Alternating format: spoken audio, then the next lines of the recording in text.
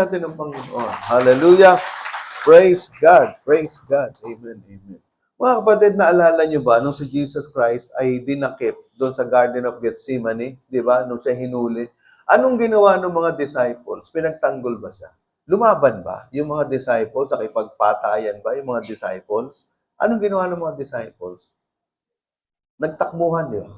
Nagtakbuhan. Sa sobrang takot. So, takot na takot sila. Kaya nung si Christ ay naipako sa krus, lahat sila nagtatago. Kumbaga, nabahag ang mga buntot. Pero, mga kapatid, ito din sa binasa natin sa Gospel of Luke, ang background po nito, yung mga disciples ay nando sa isang silid, sa isang kwarto at nag-uusap-usap, biglang pumasok si Jesus Christ nang nakasara yung pinto. Lumagos sa wall. At biglang sinabi, kapayapaan ay sumainyo. So nagulat ngayon yung mga disciples. Nakita nila si Jesus Christ. Buhay na buhay. At ang sabi ni Christ, huwag niyo isipin ako'y kaluluwa o espiritu o multo. Kaya sabi ng Panginoon, may pagkain ba kayo dyan? Binigyan siya ng isda. So kinain ni Jesus. So, ibig sabihin, pinapakita ni Jesus na siya ay nabuhay, na hindi lang siya kaluluwa, hindi siya multo, kundi isang Diyos na nagkatawang tao na nabuhay mula sa mga patay. So, ngayon, nakita na ng mga disciples na yung kanilang Panginoon ay talagang nag-resurrect. Siyempre, nabuhay yung mga kalooban nila. Totoo pala yung sinabi ni Jesus. Sabihin talaga, makapangyarihan pala itong aming Panginoon. So, binanggit po ngayon ang Panginoon nang sabi ni Lord, ngayon, nakita nyo na ako ay nag-resurrect. Huwag lang kayong ma-amaze. Huwag lang kayong mamangha na ako ay nag-resurrect. Kasi, meron akong misyon na ipapagawa sa inyo. At yun po ang ating mensahe ngayon. Empowered for world mission. Wow, world class. So, habang nangangaral po ako mga kapatid, ang Diyos maglalagay sa inyo ng mga 3 bansa. Basta biglang maiisip mo na lang yan. May 3 bansa na ilalagay si Lord sa isip mo habang nangangaral ako. Pagka inilagay ni Lord sa iyan, ibig sabihin, may gustong ipagawa sa iyo ang Panginoon. It's either you will go there, you will do a missions there, or you will support missions work in that country. So, humanda po kayo. Okay. So, mga kapatid, tingnan po natin, no? The first major point of our sermon is the fulfillment of the scriptures. According to verse 44, everything written about me in the law of Moses, the prophets, and the Psalms must be fulfilled. So, ang sabi ng Panginoon, lahat ng naisulat sa akin, sa lumang tipan, dapat niyang matupad. Kaya nga, nung nabuhay na muli si Jesus Christ, natupad yung mga propesiya na yan. So, Jesus Christ was the fulfillment of the Bible.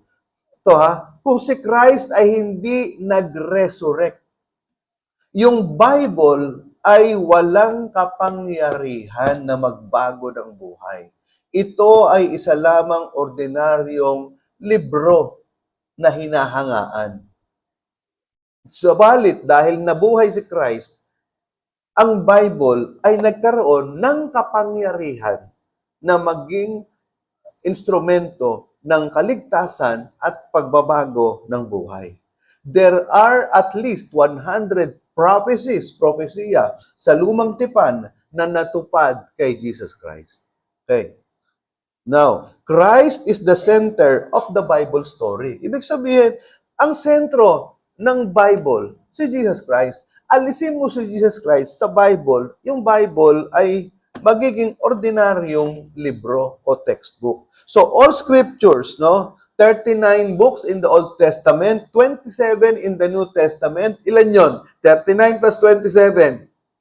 Ang galing talaga. Very good. Manang-mana sa pastor. 66 books in the Bible. Pastor, bakit yung sa akin, more than 66? Paano isinama mo yung Deuterocanonical? Yung mga apokrypha. Yung apokrypha, yun yung nasa gitna ng Catholic Bibles na hindi kinasihan ng banal na espiritu. Yun ay part lang ng history. Pero hindi yan kasing level noong 39 books in the Old Testament and 27 books in the New Testament. Kaya ang tawag dyan, Deuterocanonical. Ibig sabihin, hindi kasama doon sa 66 na canonical or kinasihan ng banal na espiritu. Naintindihan na natin, no? Okay. Kaya kung halimbawa, sabihin mo, merong bell at dragon, o mga ganon. Esdras, yun yung mga nasa gitna ng Bible. Hindi ka pwedeng sumitas doon at sasabihin mo, eto yung doktrina, galing dito. Hindi pwede yun. Hindi nga kinasihan ng banal na espiritu yun. Dapat, kung kukuha ka, gagawa ka ng doktrina, galing doon sa 39 books in the Old Testament and 27 books in the New Testament. Lalo na sa New Testament. Kasi po, bakit merong Old, bakit merong New? Okay. Kaya po merong Old, kasi ang Old Testament, pakinggan po ninyo, ito ay para talaga sa mga Hudyo, para sa mga Israel. May dugong Israel. Yung Old Testament, primarily for the Israelites. Ngayon, yung New Testament is primarily for all the people na non-Israelites. Tayo, mga Gentiles, Gentiles ang tawag sa atin. So, ngayon po, kaya may New Testament para yung Old Testament, may mga kautusan dito na obsolete na. Ibig sabihin, hindi na po kailangang sundin. Kasi nga, ito ay para sa mga Israelita. Ang mahalaga po dito, yung nasa New Testament. So, we need to follow what is in the New Testament. Naunawaan po natin. Ulitin ko, kung gagawa ka ng doctrine, kung gagawa ka ng theology, dapat nakabatay sa New Testament. Okay? Hindi lang sa Old Testament. Now, balik po tayo sa binabasa na sabi ko. Without Christ at the center of the Bible, it is just another piece of great literature like Don Quixote, 100 Years of Solitude, To Kill a Mockingbird, The Iliad and Odyssey, War and Peace. Ito po yung mga talagang mga great literatures in history. So, kung si Christ ay wala sa sentro ng Biblia, naunawaan po natin. Pero tingnan po ninyo, according to statistics, the top 10 most read books in the world, Diary of Anne Frank, Think and Grow Rich, Gone with the Wind, The Twilight Saga, Da Vinci Code, The Alchemist, The Lord of the Rings, Harry Potter, quotations from Chairman Mao Zedong. Pero tingnan po ninyo, ano yung pinakamaraming top most read books in the world? The Bible. So, yan po mga nakikita nyo number na yan, 27, 30, 33, i-multiply nyo yan per million. Pero tingnan nyo yung Bible, 3,900 million. So, ibig sabihin yan, billions, napakalaki, mas marami na, kumbaga, milya-milya ang layo ng mga nagbabasa ng Bible kesa po dito sa ibang mga sikat na libro. Naunawaan po natin. Kaya ito ang tanong, kung ikaw, nabasa mo na itong mga libro na ito na Think and Grow Rich, The Diary of Anne Frank, The Twilight Saga, Da Vinci Code, bakit yung Bible hindi mo mabasa? Okay? So, kasi po, ang Bible, talagang ito ay nakapagpabago ng buhay. Ito tanong ko kayo, ilang kayang mga buhay ang nabago nung nabasa nila yung Harry Potter? Ilang kabataan ang nabago ang buhay na dati mga salbahay, bumait nung binasa nila yung Harry Potter? Meron ba kayong naalala? Meron kakilala? Meron ba kayong kakilala na mga nagbasa noong The Twilight Saga? Yung mga kabataan, alam to na nabago ang buhay? Na dating mga talamak na nangongopya sa loob ng klase? Ngayon bumait, tumalino dahil nagbasa ng Twilight Saga. Yung mga dating mga palamura, yung mga nagwawalwal na mga kabataan, nung binasa yung Twilight at yung Harry Potter, tumino. Meron bang gano'n? May kilala kayo? Wala, di ba?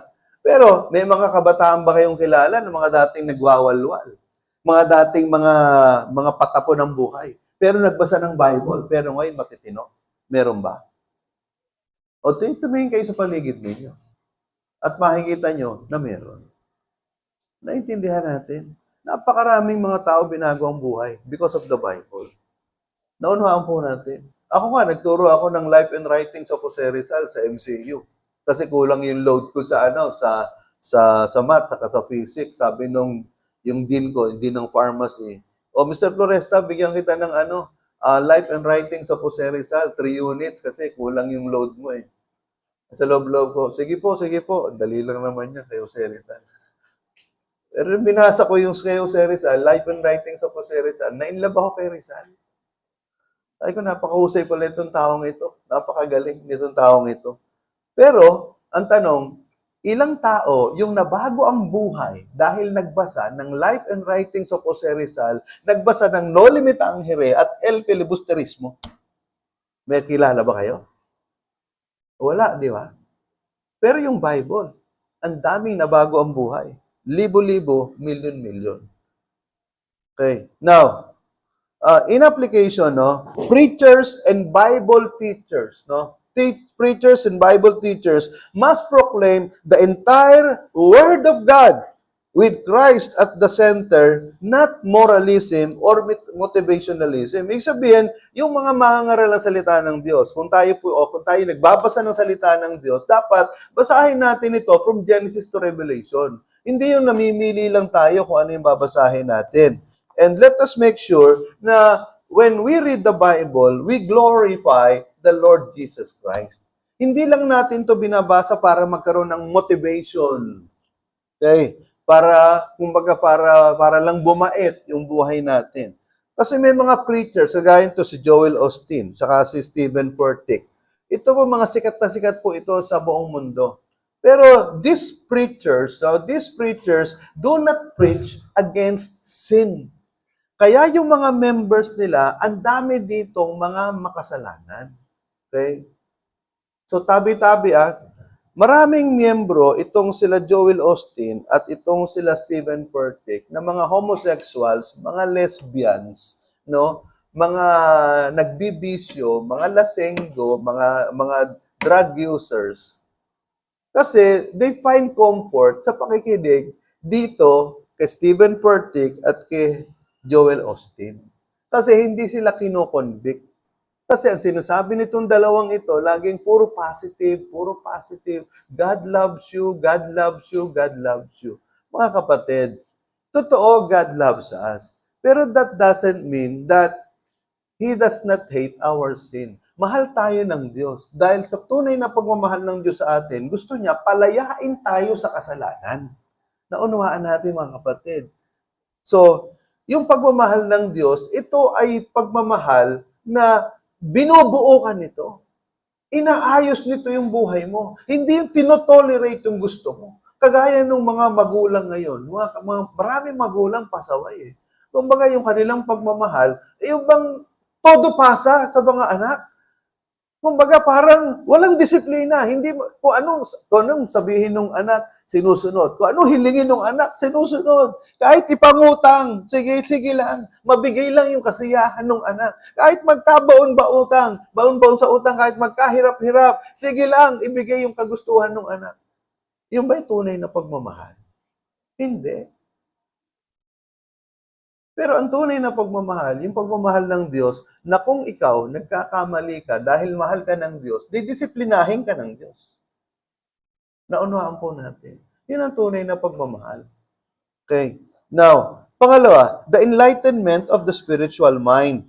So, verse 45, He opened their minds to understand the scriptures. So, ibig sabihin, nung si Jesus Christ nga, pumasok, halimbawa, ito yung mga disciples, biglang lumagos sa wall si Jesus Christ. At ang sabi ni Jesus, hindi ako multo ha, may pagkain ba kayo dyan? Bigyan niyo akong pagkain. Binigyan ng isda. Kinain ni Jesus. Ako'y tao. Sabihin, taong Diyos na nag-resurrect. And then, sabi ni Jesus, binuksan niya yung isip nila para maunawaan nila yung sasabihin ni Jesus. So, ano ibig sabihin nito? Yung enlightenment of the spiritual mind is from the Lord Jesus Christ. Tandaan natin ito. Mahirap intindihin ang Biblia kung walang katalinuhan na nagmumula sa Diyos.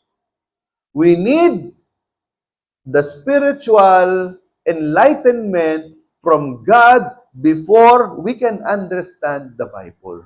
Kaya yung iba, walang spiritual enlightenment from the Lord. Basa ng Bible, kaya mali-mali ang interpretation, nagiging kulto.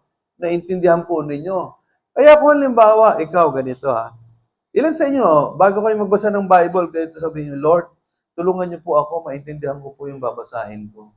Huwag po ako antukin at huwag po ako madistract.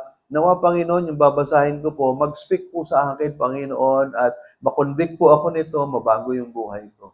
Ituwid niyo po ako, Panginoon. Ilan sa inyo, ganun ang prayer ninyo bago kayo magbasa ng Bible? Or, sabi yung Bible? Saan ba yung Bible? Magdibo raw, 1 Corinthians 11, o John chapter 1. Asan ba yung John chapter 1 dito? Binilibal, ayun, John chapter 1. Okay. O pagkatapos, sinara mo na. Tapos, hindi ganun. Sabi, wala mo akong naintindihan. Kasi nga, hindi ka nag-pray. Kahit ako since 1983, I've been reading the Bible. But every time I will open my Bible, I will ask God, Lord, speak to me. Speak to me, O Lord. Buksan niyo po yung isip ko para maunawaan ko itong babasahin ko na ito, Panginoon. Lord, let me enjoy reading my Bible. Naintindihan niyo ba? So, dapat ganon. Because enlightenment comes from the Lord. So, divine enlightenment understands divine revelation. So, yung enlightenment, ito yung divine revelation The Bible is the divine revelation from God. So, we need divine enlightenment in order to understand divine revelation from God. And then, divine enlightenment gives clarity to confusion. So, ibig sabihin, kung ikaw ay nako-confuse, sabihin, nalilito ka, nako-confuse ka dahil sa hindi mo maunawaan kung ano yung mga nakalagay dito sa Bible. So, you need divine enlightenment in order to understand yung confusion para hindi ka nalilito, para naiintindihan mo kung ano yung nakalagay dito. And then, divine enlightenment helps us interpret the Bible. So, gano'n na yun. Maintindihan mo na ngayon yung interpretation. So, maintindihan mo kung ano yung mga itinuturo ng Bible na mga doktrina, yung medyo malalalim na katuruan. So, you need divine enlightenment. Naunawaan po natin. Kaya nga, sabi doon sa verse 45, balikan ko, He opened their minds to understand the Scriptures. So, ang prayer natin, ganun din, Lord, open my mind so that I can understand the Scriptures. So, we must rely on the Spirit of Christ to open our hearts and minds. Without illumination, there's only information but no transformation. Ano po ibig sabihin ko nito? Kailangan umasa tayo sa banal na Espiritu, sa Espiritu ni Kristo, na magbukas na ating puso at ating isip upang magkaroon ng kaliwanagan. Kumbaga, parang flash-light yung ating isip at yung ating puso para maunawaan natin kung ano yung nakalagay sa Biblia. Kasi kung hindi natin mauunawaan yan, pag binasa mo yung Bible, information lang yan. It will do nothing to you. It will not do you anything good except for information. Para magiging history books lang yan. Parang patalinuhan lang. Ang dami mong alam sa Bible, pero wala namang pagbabago sa iyo. Pero kung magkakaroon ng illumination, magkakaroon ka ng enlightenment from the Lord Jesus Christ Himself, ang sabi diyan, there will be transformation. Naunawaan po natin. Kaya nga, tuwing nagbabasa tayo ng Bible, ang prayer natin, Lord, wag ko lang maintindihan ito, kung hindi, mabago po ako nito. Alam niyo, ang demonyo, ayaw niya magbabasa tayo ng Bible. Kaya kung ikaw, ayaw mo magbabasa ng Bible at tinatamad ka magbasa ng Bible, isa lang dahilan yan, nanalo ang demonyo sa iyo. At ngayon, kung hindi ka mapigilan ng demonyo na magbasa ng Bible, ang gagawin naman ng demonyo, lalagyan niya ngayon ng takip yung mata mo. para hindi niya maintindihan. Hindi mo maintindihan. And then, aantukin ka. Grabe yung antok mo. Hikap ka ng hikap hanggang sa makatulugan mo na. Wala na, tinatamad ka na. Hindi ka naman puyat, pero parang antok na antok ka habang nagbabasa ka ng Bible. Alam niyo, para ma-overcome ninyo yung kaantukan habang nagbabasa ka ng Bible, tumayo kayo. Okay? Buksan mo yung Bible mo, magbasa ka habang naglalakad. O, tingnan ko kung makatulog ka. Naintindihan niyo ba? Kailangan labanan mo talaga yan. So, you need to read the Bible, you have to understand the Bible, you have to apply the Bible in your mind. Anong sabi sa 2 Korinto 4:4? The Bible tells us that Satan, who is the god of this world, has blinded the minds of those who don't believe.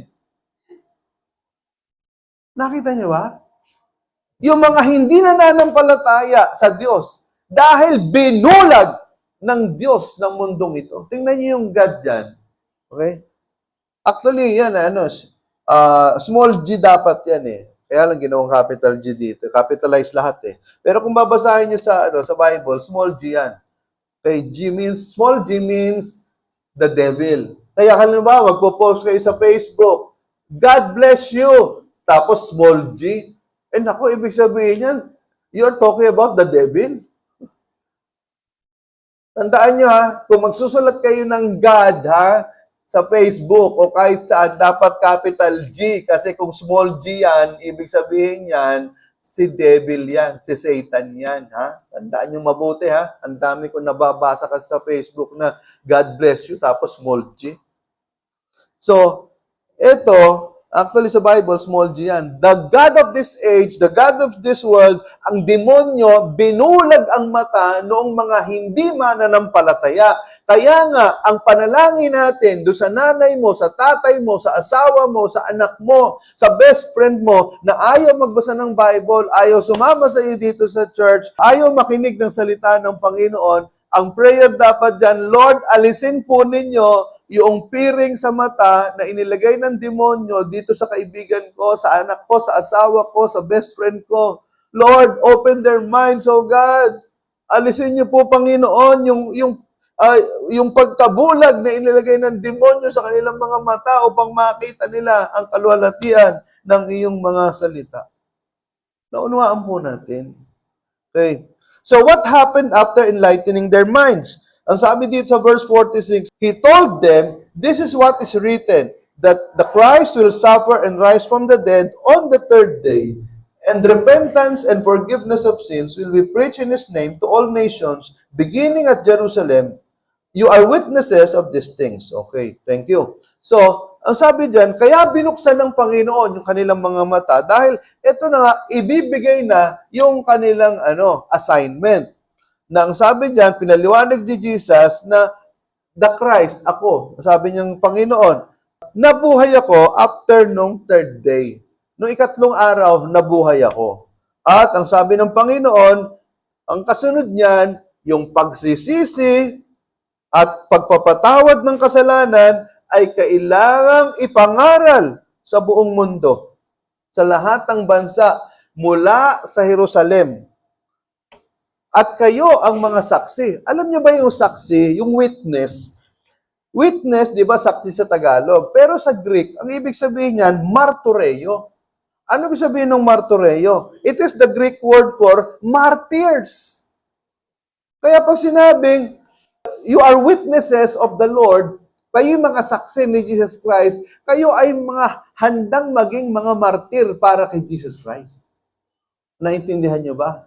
Handa kang sumunod, handa kang magdusa, handa kang maghirap, handa kang magpakamartir bilang saksi ni Jesus Christ. Witness of Jesus Christ. So, witness, saksi, martyrs, martyreo, iisang ibig sabihin yan. So, hindi lang yan basta saksi na, sabihin natin, witness na, oy, nasaksihan ko si Jesus Christ, nabuhay na muli. At alam mo ba, si Jesus, pero kung halimbawa, may mga tao na talagang lumalaban sa iyo o nag-o-oppose sa iyo, paninindigan mo yung pananampalataya mo. At kaya nga, marami mga Kristiyano ang napatay sa kanilang pananampalataya. Even up to this time, Marami tayo mga kapatid sa mga Muslim countries, sa mga communist countries na pinahihirapan, tinotorture because of their faith in the Lord Jesus Christ. Yun ang ibig sabihin, because they are witnesses, they are martyrs for the Lord Jesus Christ. Mapalad tayo, nasa democratic country tayo. Naunawaan po natin, mapalad tayo, nasa demokratikong bansa tayo, na walang pwedeng bumato sa atin dito. Halimbawa, ang pagkasabado, ang lalakas ng drum set, ang lakas ng practice ng praise team, abot hanggang doon palengke. Pero walang bumabato sa atin. Pero halimbawa, sakaling may bumato sa atin, o kaya manggulo sa atin dito, pwede nating i-report sa pulis. O kaya nagpipreach ka sa daan, may bumato sa'yo, pwede mong kasuhan yan ng physical injury. Pero sa communist countries at sa mga Muslim countries, bawal yun. Mag-preach ka sa daan, pag may pumatay sa'yo, hindi mo sila pwedeng kasuhan kasi nga bawal. So magpasalamat tayo mga kapatid na meron tayong kalayaan sa bansang ito. Now, what happened on the third day after the crucifixion?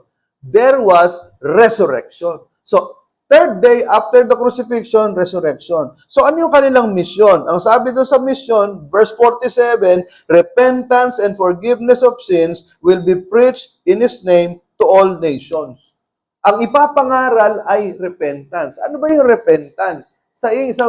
In Greek it is metanoia. Okay, ilang beses ko na nabanggit yan, more than 100 times na. Metanoia, two words combined, meta, change, noia, mind, change of mind. So, ibig sabihin, ang repentance, pagbabago ng isip.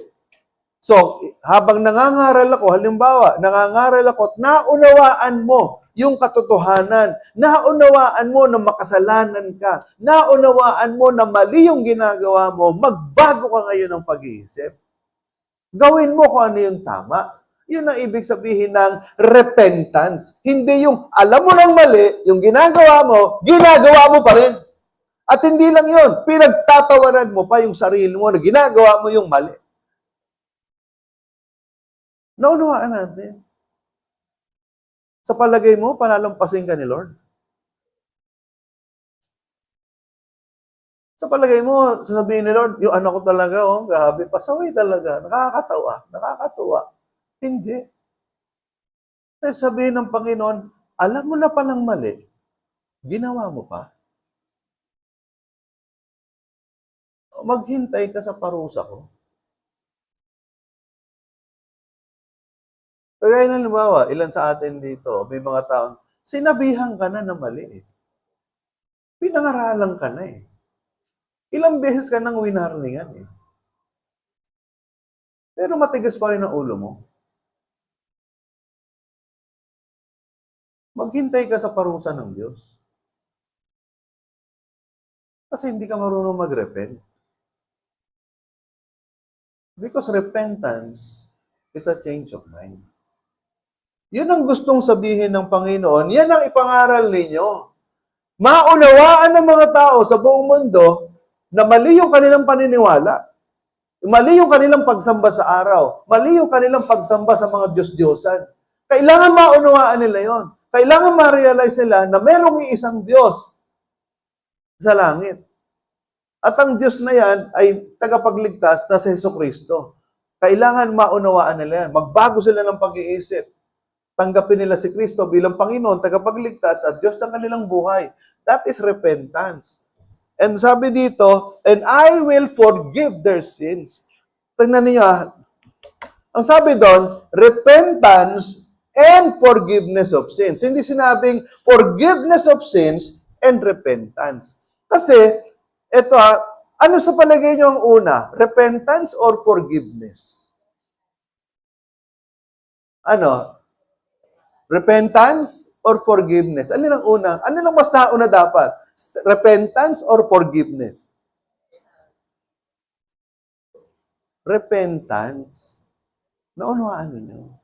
Kasi paano kang patatawarin ng Diyos hindi ka nga humihingi ng tawad? Naintindihan po natin.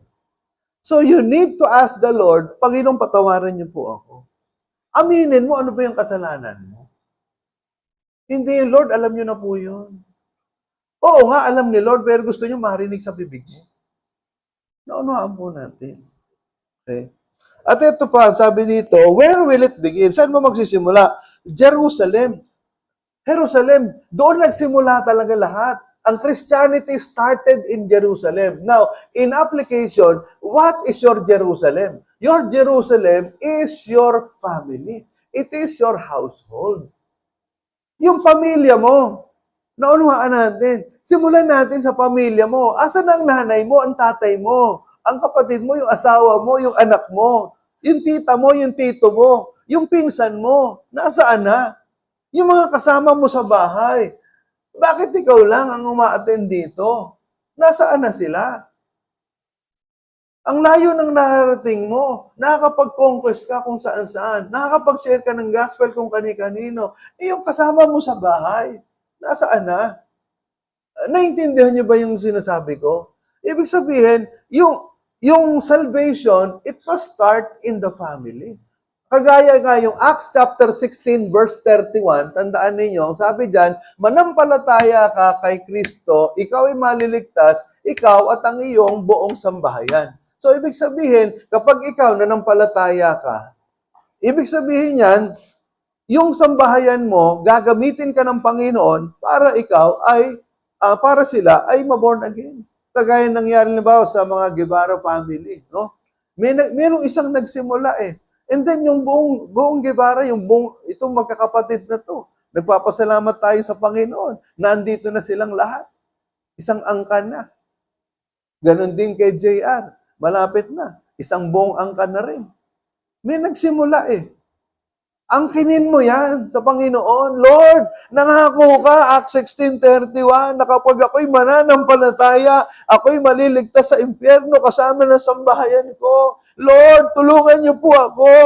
Panginoong Diyos, tulungan niyo po ako, maakay ko po yung aking nanay, yung tatay ko, yung kapatid ko, yung magulang ko, Panginoon, sa tama, sa liwanag. Maakay ko po sila sa church, Panginoon. Madala ko po sila sa inyo, Panginoon. Makakilala sila sa inyo, Panginoon.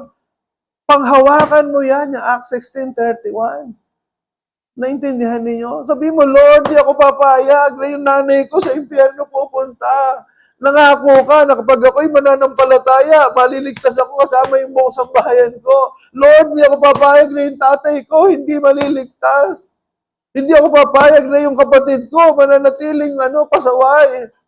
Naintindihan niyo ba? Ipaglaban niyo sa panalangin yan. Iluhod niyo sa panalangin yan. Naintindihan natin? Are you listening? Hindi yung gabi-gabi na lang natutulog ka, ang himping-himping mong matulog. Pero yung kasama mo sa bahay, pag hindi nagising yan, sa impyerno nagigising yan. Naintindihan natin?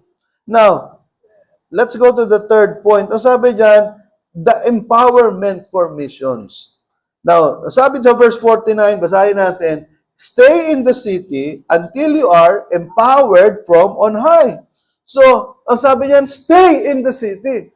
Hindi sinabi ni Jesus na, if you want to stay, you stay. If you don't want to stay, you go. Hindi. That's a command from the Lord. Utos yan ng Panginoon doon sa mga disciples. Manatili kayo doon sa syudad hanggang sa kayo ay mapuspos ng kapangyarihan mula sa kaitaasan. Ibig sabihin, huwag muna kayong humayo, ang sabi ni Jesus. Manatili muna kayo dyan.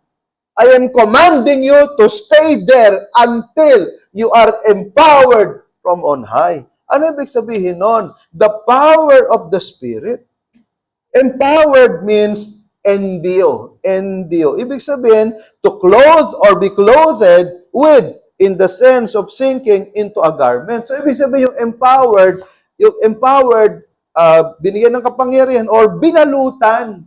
Okay? So parang isang coat na nung isinuot mo yan, nagkaroon ka ng kapangyarihan, naging superhero ka.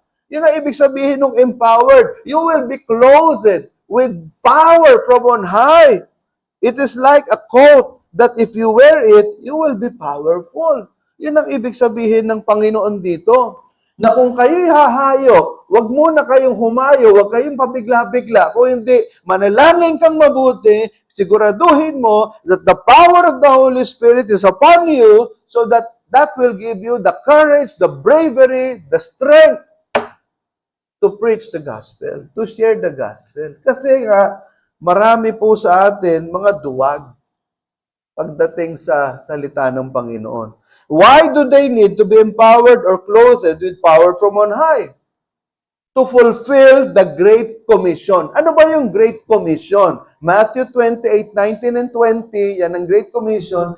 Go and make disciples of all nations, baptizing them in the name of the Father and of the Son and of the Holy Spirit, and teaching them to obey everything I have commanded you. And truly, I will be with you to the ends of the earth. So, yun po yung Great Commission. And not only that, to secure the victory of the mission. Kaya nila kailangan ng kapangyarihan dahil ang mga kapatid, ang hinarap nitong mga apostol na ito, talagang ibang mga klase. Kahit mga demonyo ay nakaharap nila. Hindi lang tao, kundi mga masamang espiritu ang kanilang kinaharap. Now, what are the obstacles to mission? 4 po yan, 4 na R. Una, reluctance. Ibig sabihin ng reluctance, yung bang di buo yung pagpapasya mo, urong-sulong ka, reluctant ka. Bakit? Because you are afraid. Takot ka eh. Takot ka na mag-share ng gospel. Takot ka na mag-share doon sa kaibigan mo, baka ma-reject ka. Number 1 is fear because of reluctance. Pangalawa, resistance. Sabihin ng resistance, yung bang nire-resist mo, yung tawag ng Panginoon na go and preach the gospel. Ayaw mo. Bakit? Makasalanan ka eh. Wala kang patotoo. Paano mo nga naman sesiran yung barkada mo? Eh pareho kayo nanonood ng pornography. Paano mo na naman sesiran yung kaklase mo? Eh pareho kayo nangongopya. Paano mo nga naman sesiran yung barkada mo? Eh pareho kayong lasenggo. Wala kang pagbabago. Wala kang kaibahan. So, you resist because of the flesh. Because of your sins in the flesh. You resist the call to preach the gospel. Pangatlo, rebellion. Ibig sabihin, ito yung mga taong nagre-rebelde sa salita ng Panginoon. Na ayaw nilang sundin na ayoko mag-share ng gospel, ayoko niyan, hindi para sa akin yan, para sa mga pastor lang yan. At yung iba talagang nagre-rebelde, inaaway si pastor. Sabi, hindi ba kaya natin sinusweldohan si pastor para siya ang gumawa ng lahat niyan? Para tayo ay makikinig lang sa sermon niya, tapos na. Hindi po ganun yun, mga kapatid. Ang mga pastor, they are preachers and equippers. Ibig sabihin, we are called by God to equip you, to train you, to do works of service for the Lord. Kung ako lang mag-isa, baka matagal na akong binawian ng buhay ni Lord. So, tulong-tulong tayo dito. Now, pang-apat na dahilan, hindrance, roaring lion, fierce enemy. Ang sabi sa 1 Peter chapter 5 verse 8, the devil is like a roaring lion seeking whom he may devour. Ang demonyo ay parang umaatungal na leon, naghahanap kung sino yung kanyang masisila. Mga kapatid, baka ikaw na yan. Yung sisilain ng demonyo. Parang umaato. Alam nyo, sino siya nakapanood na sa kayo, National Geographic? Halimbawa, meron sa sapa, may umiinom na mga usa. Merong malayo-layo dyan, mga 500 meters, merong nakatalong po na leon. Minamatyagan niya yung mga usa na yan, o yung mga kabayo na yan. Minamatyagan niya yan. Matagal. Alam niyo bakit niya minamatyagan? Minamatyagan niya kung sino yung pinakamahina at pinakamabagal kumilos. Kung sino yung pinakamahina at pinakamabagal kumilos, yun ang tatargetin niya. Kaya mga kapatid, isipin ninyo, baka isa na kayo sa tatargetin ng demonyo. Yung mga mahihina, yung mga pa-backslide, pa-absent. at yung mga hindi nagbabasa ng Bible. Nako, ang sabi ng Bible, 1 Peter 5:8,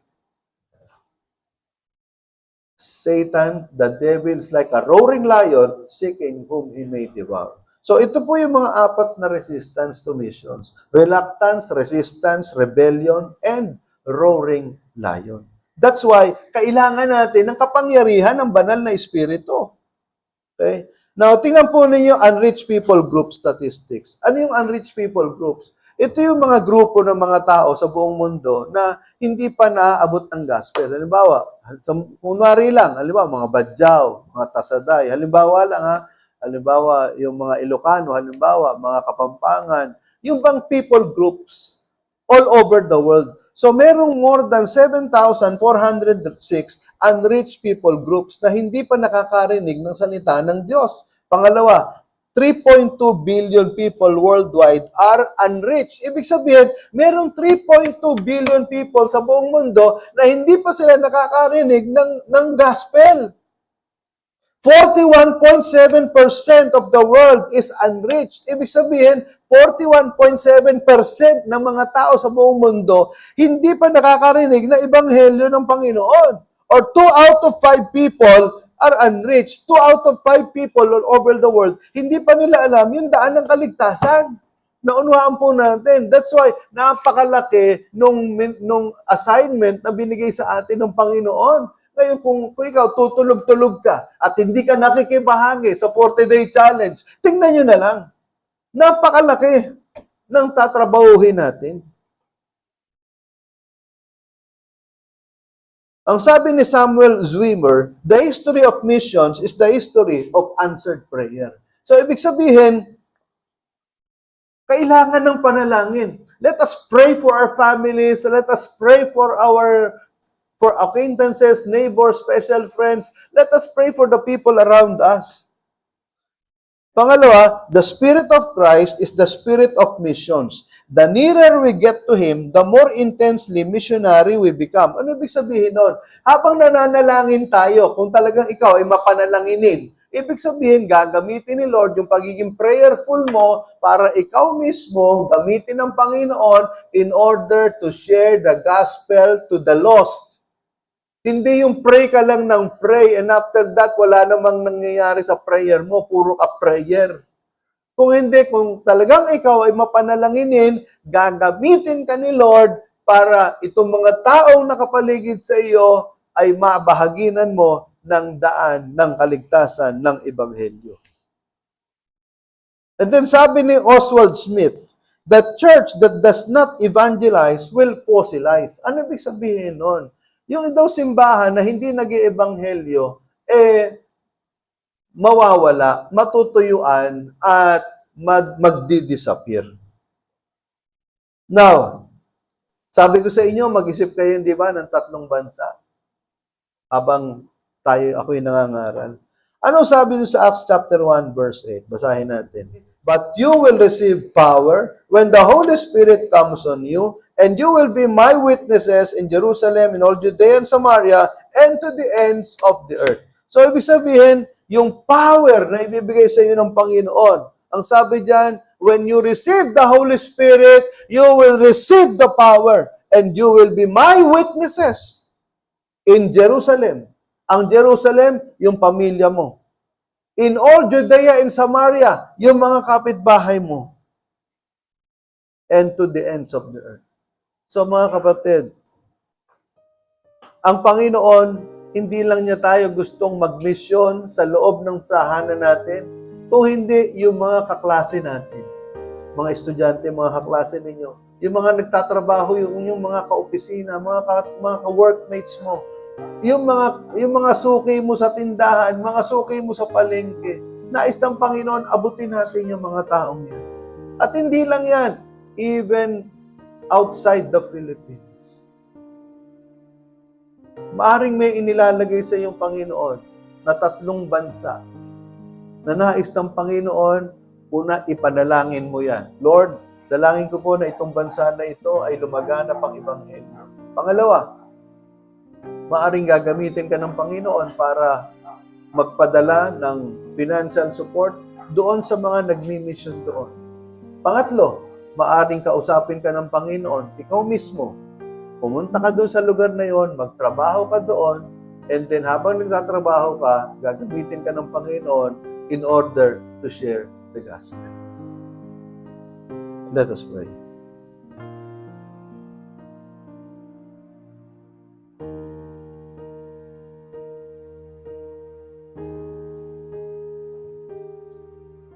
Panginoon, dalangin po namin, O God, hamunin niyo po kami na ibahagi, i-share ang gospel sa mga taong naliligaw ng landas. Lalo na po sa mga kasama namin sa tahanan, sa aming Jerusalem. Huwag po kaming pumayag, Panginoon, na kami ay pupunta sa langit, pero yung kasama namin sa bahay, sa impyerno ang tungo. Yung best friend namin, sa impyerno ang tungo. Yung mga kasama namin sa work, yung mga kaklase namin, sa impyerno ang tungo. Panginoon, give us irresistible conviction in our hearts to share the gospel to those who are lost. Bigyan mo kami ng lakas ng loob. Bigyan mo kami ng kapangyarihan, Panginoon, na galing sa banal na Espiritu. Empower us, O God. Empower us, Lord Jesus. Give us the power, Lord, to share the gospel. Alisin mo yung cowardness. Alisin mo, Lord, yung timidity. Alisin mo, Panginoon, yung shyness. Alisin mo, Panginoon, O God, yung selfishness and self-centeredness. Alisin mo yung stubbornness sa aming puso, Panginoon. Nang sa gayon, O Lord, maibahagi namin ang daan ng kaligtasan. Lord, hallelujah, sa mga taong naliligaw ng landas. At dalahin ko, Panginoon, Lord, we pray for world missions right now.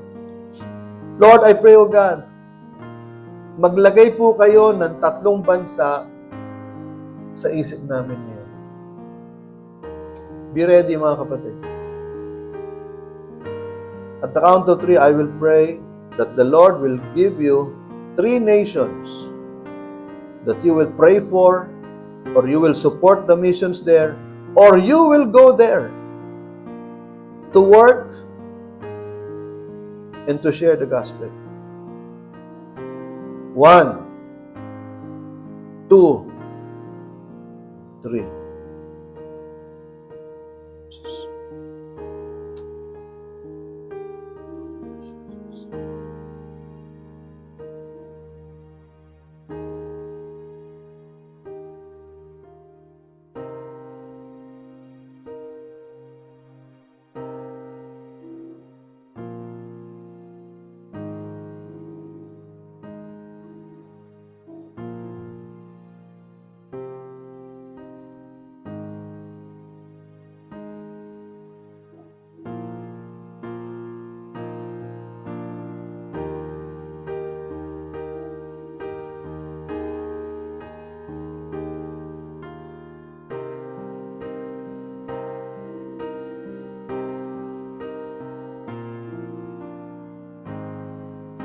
Salamat po, Panginoon.